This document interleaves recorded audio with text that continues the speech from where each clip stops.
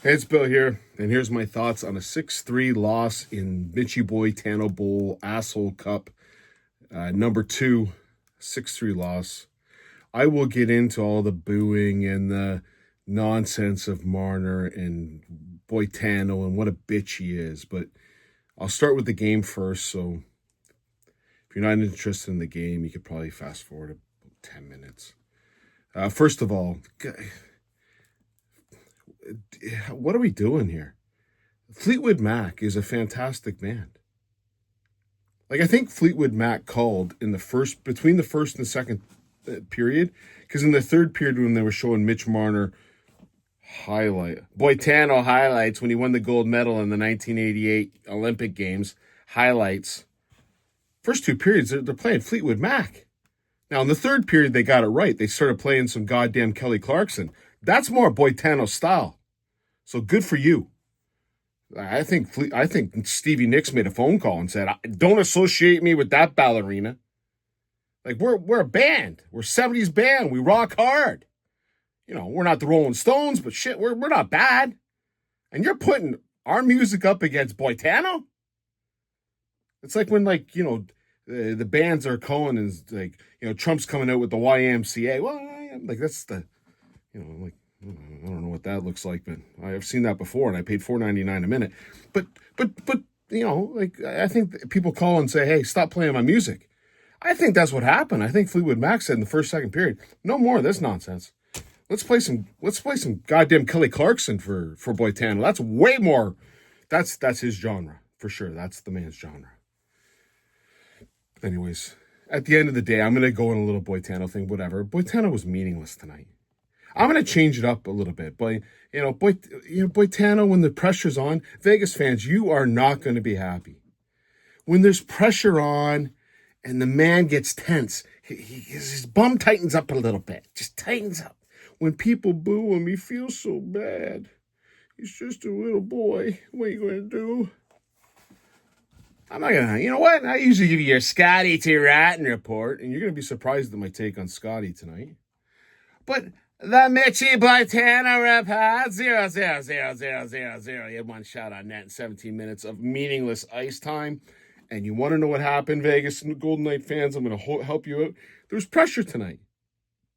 There was pressure. This would have been an awesome game to respond and play well. Guess what's going to happen first round? Enjoy. I enjoy, you enjoy. Anyways, the Leafs in the first period proved what I've known for the entire year. They have no heart. They don't have a desire to win. You know, I see like an Ekman Larson playing through an injury tonight, and he played awful. Like, let's be honest, Ekman Larson was just one of the worst games I've seen him play. But at the end of the day, he's battling through an injury, okay? Ekman Larson's battling through an injury. Matthew Nyes wasn't bad tonight, but he's battling through an injury. And we got an 11.5 million Swedish meatball that sits up there because he bruised his cuticle in an important game. This is the Leaf game this is the team we have. It's no heart. There's nothing there. Leadership down. Like, Matthews had a horrible game. This is a game you're supposed to, yeah, he had some good shifts, but it doesn't matter. You're supposed to step up and get it done. The Leafs can't step up and get it done, just like Boitano couldn't step up and get it done. The people that stepped up and got it done were called Mark Stone and Jack Eichel. Those are people who stepped up and got it done. We can start off with the first. You might be asking me, folks, why you got a toque on? Why you got a toque? Well, it's cold outside. It's really cold. It's apparently going to be one of the coldest weekends ever. But I had a gym accident, and half my head came off during the gym accident. The gym accident, that I have a bruised eye, and half my head is gone. Well, Craig Berube had a gym accident. Who buys that? I'm going to show you the accident that Chief Craig Strongbow had. First of all, he took one of these fine bit burgers. See his bit burgers? He had one of these fine ones. He went like this. And he probably did that about 275 times during the night. Then he had a rocket science idea that he was going to become, I saw Boitano do his little skates in the practice with Colby Armstrong. And he tried it, and he fell down, took off half his head. A gym accident. I get it, Strongbow. I watch the team. I want to drink too. It's fine, Strongbow. Anyways, I think when his head fell off, he thought, you know what? I'll throw Stolars in the net tonight. Yeah, brilliant. Guy hasn't even played a game in the AHL, and you throw him in tonight. Now, do I blame Stolars for the game? No. But it's a stupid, moronic decision. You just had Joseph Wall play a fantastic game. You think he might have... he didn't play the greatest against Vegas in Vegas, so maybe throw him in the net? No. Half a head, boy. Strongbow had one too many pops, calls it a day.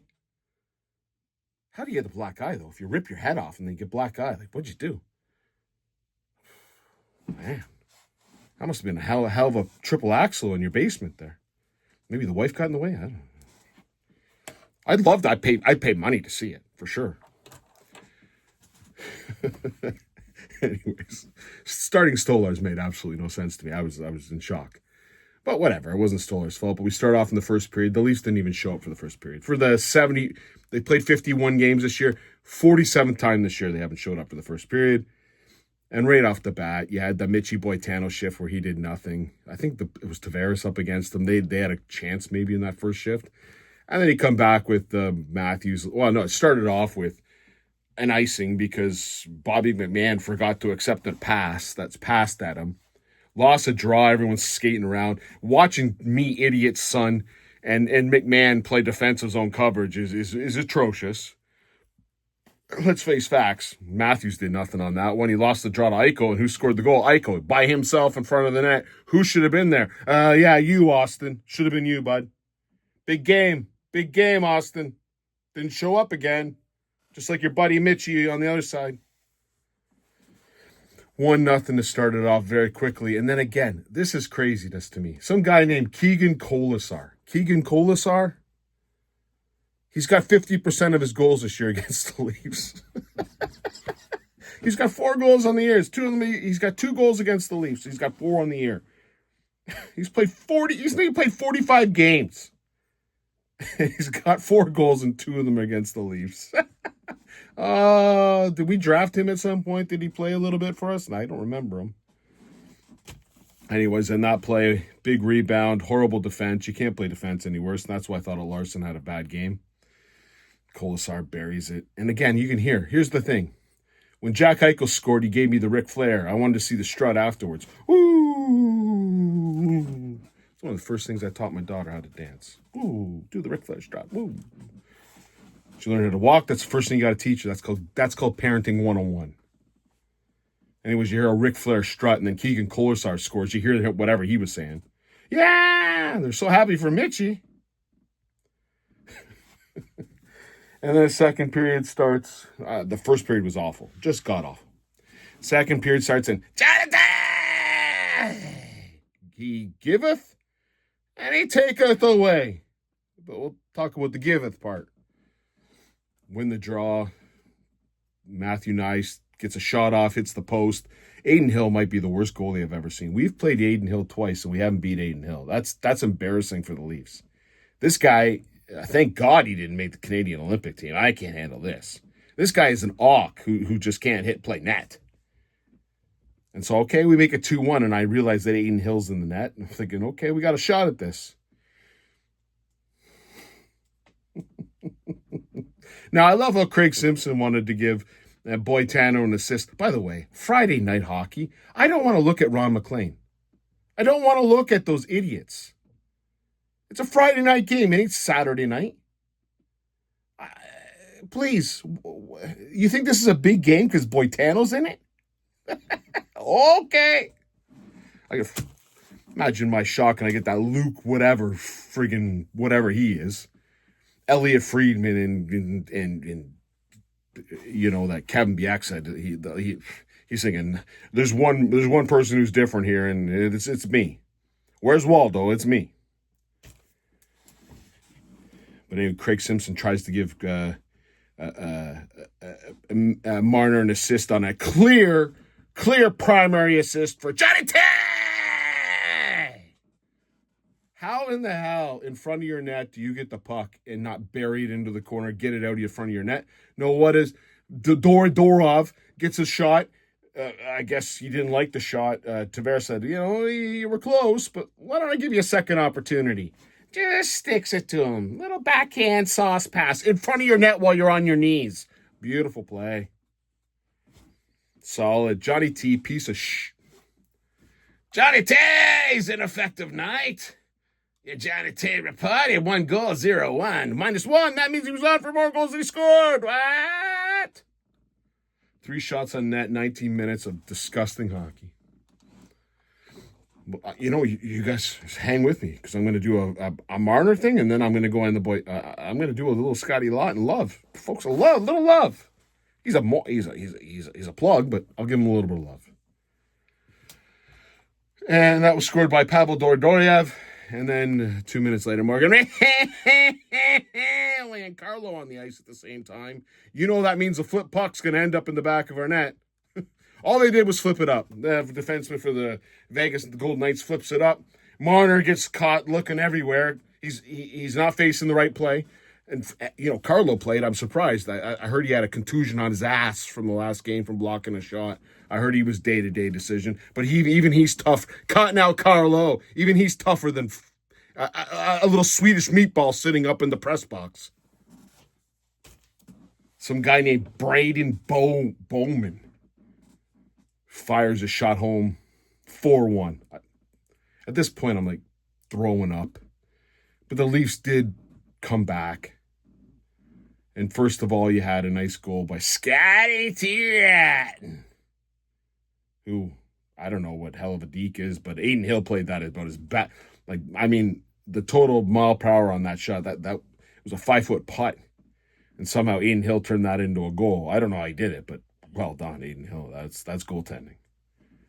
Now, I'm going to share something with you what I think is disgusting. It was very clear that Scotty Too Rotten was way more effective in this game than the Mitchie Boitano, which is shocking. Pressure, Mitchie, bum. It all goes together. Lawton didn't play that bad. He played 9 minutes of ice time. 9 minutes and 28 seconds of ice time, while Tavares played 19:08, while Matthews played 23:30, while Domi played 18:48, while Easton Cowan and Nick Robertson and Nick Waugh, who were disgustingly bad tonight. It's enough with this kid. It's enough with this Cowan kid. Marlies, please, and thank you. And Robertson was disgusting tonight, too. That third line was atrocious. But they got more ice time than Lawton. That means Creepstrike Ramombo, when he was peeling his head off today, missed a little bit of the brain that has goddamn common sense. Anyways, Scotty Lawton got a goal and then didn't see another shift. The next goal, Max Domi fires it at the net. Bobby McMahon tips it in, 4-3. You're running into the third period. The Leafs were dominating that end of the second period. If they would just keep playing, it would have been fine, but they get a little bit of break.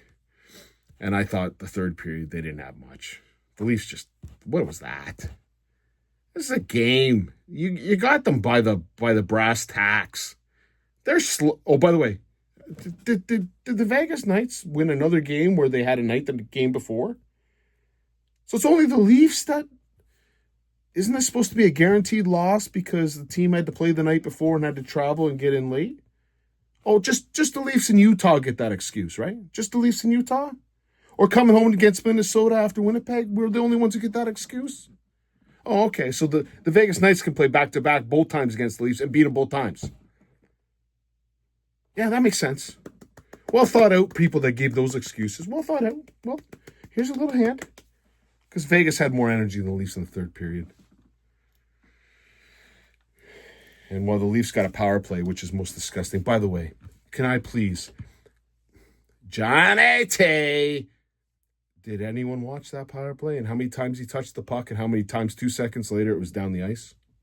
Having Morgan Healy on a power play is about as dumb as the goddamn... You can't be dumber. You can't be any dumber. Let me peel my head off. Like a certain strongbow. put Ekman Larson on the fucking power, or put McCabe. I don't care. Someone who could shoot the goddamn puck would be really nice. Really nice. You throw really on there. Horrible penalty. Then to finish it off, put the little capper on. Barbashev to Stone, who scores and acts like he won the Stanley Cup. Because poor Mitchie. And then friggin' empty net goal, Mark Stone. And the Leafs lose 6-3 in an effort game where like this is the one to show up, and they didn't. All right. Let me talk about Boitano. Mitchie Boitano. So you can say booing, cheering. Who gives a shit what you did? I don't give a crap. Boo him or cheer him. Do whatever you want. I don't care. But you got to understand a couple facts here. Mitchie Boitano is a bitch. He's a bitch. You can read all the articles about the guy. You can read everything you want about him. He's a sissy bitch. It's not, who knows if it's his fault or not. It sounds like his parents. I'm going to ask a couple questions for you, okay, everyone?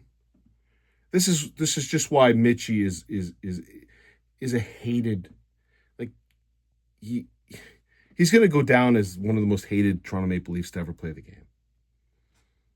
Is he the least talented player? No. He was one of the most talented players, but he's a bitch. So, do you know who Connor McDavid's dad's name is? Anyone? Right off the bat? Without Google? Does anyone know Austin Matthews' dad's name? Anyone? Does anyone know Sidney Crosby's dad's name? Nathan McKinnon's dad's name? Jack Eichel's dad's name? No. You don't know his name? I wonder why. Do you know Mitchie's dad's name? Paul? You know him? So this is where Paul Marner thinks his son's better than Connor McDavid. Where he thinks his son's better than Austin Matthews. So that's where it starts. So this kid's already got parenting 101 coming out of he's got character flaws, not all his fault. The DNA in his genes certainly don't help him out. But he's got a dad who's an asshole, right? Like there's a CBC documentary. You can watch it. But I know his dad's name because he's part of his entourage. And he wears 93 because his dad liked Gilmore. Yeah, well, your son ain't Gilmore, bud. Your son's about the exact opposite of killer. Your son's a bitch. And it's a lot due to your parenting. So this kid, when they showed the reel, tell me the most iconic moment for Mitch Boitano. Tell me the one thing you remember as Mitch Boitano as a Toronto Maple Leaf. I'll wait. Oh, you don't have anything positive, right, on those memories? Some might say when he cried in the penalty box against Montreal Canadiens, when he flipped the puck over the ice, when he was crying. Some might say it's when he threw his gloves and Nylander called him a bitch. Said it ain't Junior anymore. Some might remember David Pastrnak flying by him to get an overtime winning goal. Some might remember him screaming with no sweat in his hair, get in the game. Some might remember that. Tell me the time when he stepped up and did something. No, you didn't. The highlight package, half the highlight package was him not on the ice because there is no on. He had a great assist in a regular season game against St. Louis. Who cares? When it came down to there's no clutch moment. Matt Sundin has an over. I don't even like Matt Sundin, but he's got an overtime goal against Ottawa. Slap shot, bang over Lalim. He scored his 500th goal while my daughter was born the next day. So So we were in the hospital when it happened. 500th goal against Kiprusoff. You've got moments. Even Matthews, you got the 4-goal moment. You got the goal against Columbus. The comeback.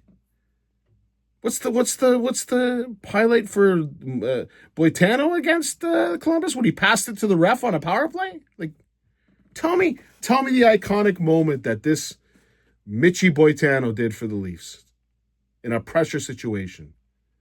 Oh, but Billy got an assist against Canada, whatever. He fired the puck to McDavid. And the only reason he got that pass is because Matthews fucked up.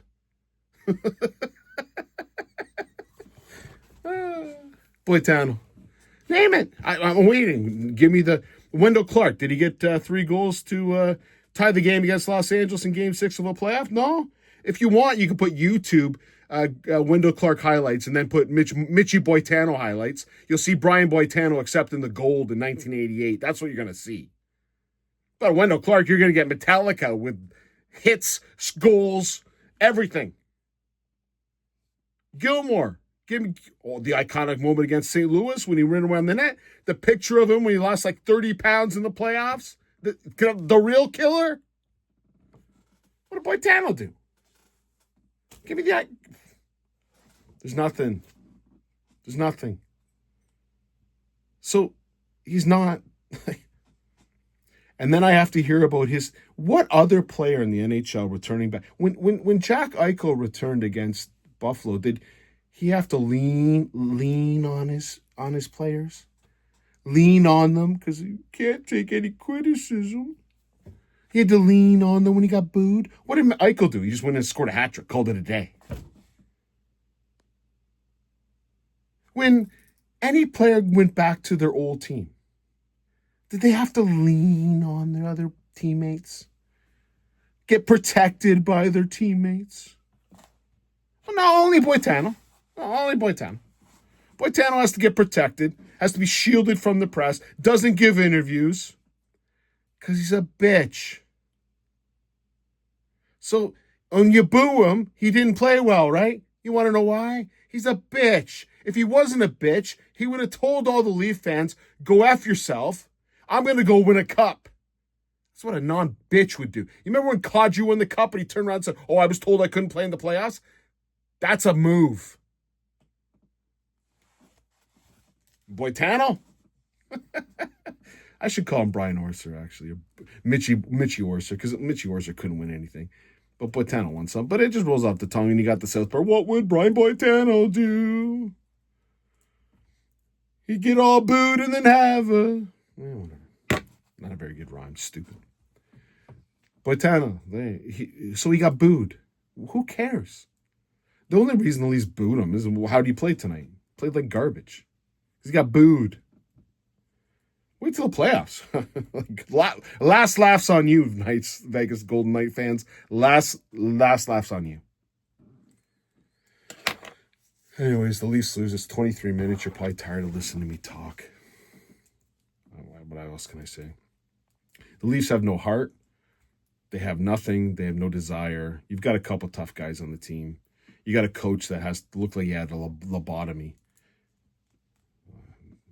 You want to see a bad lobotomy, take a look at the Kennedy family. But that's a whole different story for a different day. Like, it looked like, yeah, because old Start Stolars. What a moronic move. Anyways, the Leafs stunk tonight.